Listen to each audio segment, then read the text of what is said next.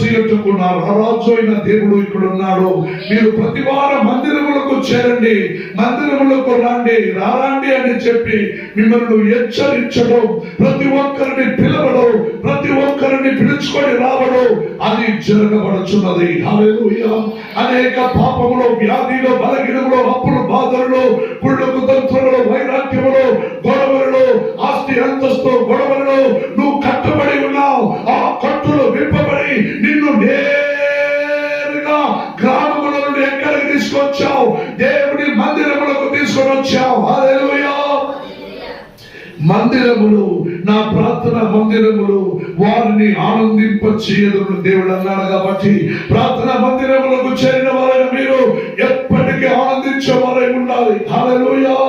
ఎందుకంటే నా మందిరము సమస్త జనములకు ఒక ప్రార్థనా మందిరమని, ప్రార్థనా మందిరం అనబడను అని దేవుడు అన్నాడు. హల్లెలూయా, హల్లెలూయా, హల్లెలూయా.